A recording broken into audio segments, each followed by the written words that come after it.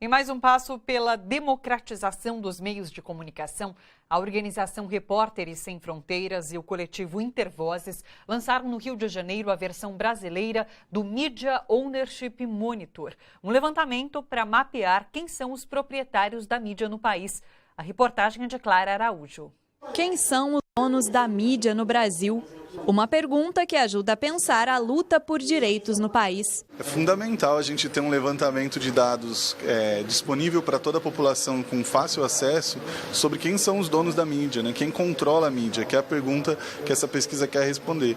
Sem isso, a gente continua impossibilitado de fazer esse debate público sobre os danos da monopolização da comunicação no Brasil. Para fazer esse levantamento, a organização Repórteres Sem Fronteiras e o coletivo Intervozes lançaram a versão brasileira de um mapeamento que já percorreu países como Colômbia, Peru e Turquia. Os meios de comunicação, eles não só nos informam e nos dizem coisas sobre como escolhermos na nossa vida social, mas eles também têm um papel importante como mediadores do que a gente consome, de como a gente pensa, do que a gente consome culturalmente. Então é fundamental entender quem é que está nos dizendo certas coisas, porque normalmente a gente já não atrela ser proprietário de uma televisão a ser um político local, a gente não atrela ser proprietário de uma televisão ou ser funcionário de um canal de televisão e quem está financiando. O Brasil é o 11º país a ter a mídia mapeada pelo projeto da organização Repórteres Sem Fronteiras.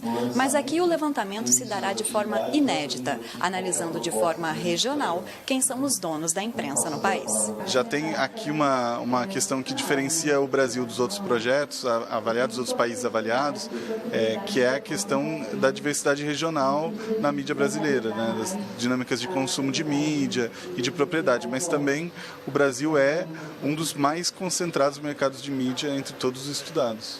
Isso também traz a importância do assunto. O levantamento tem ainda outro fator importante: trazer de volta o debate sobre a democratização da mídia no Brasil. Não há democratização da sociedade sem democratização da mídia.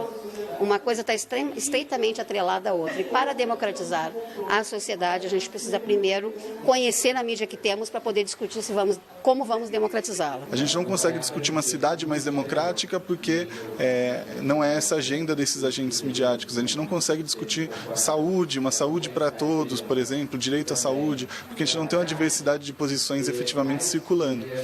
Só para citar alguns exemplos. Então, toda a agenda de direitos, toda a agenda de avanços que a gente possa pensar para o Brasil passa por ter a possibilidade de ter um debate amplo sobre esses assuntos. E a gente só vai conseguir isso com uma mídia mais democrática.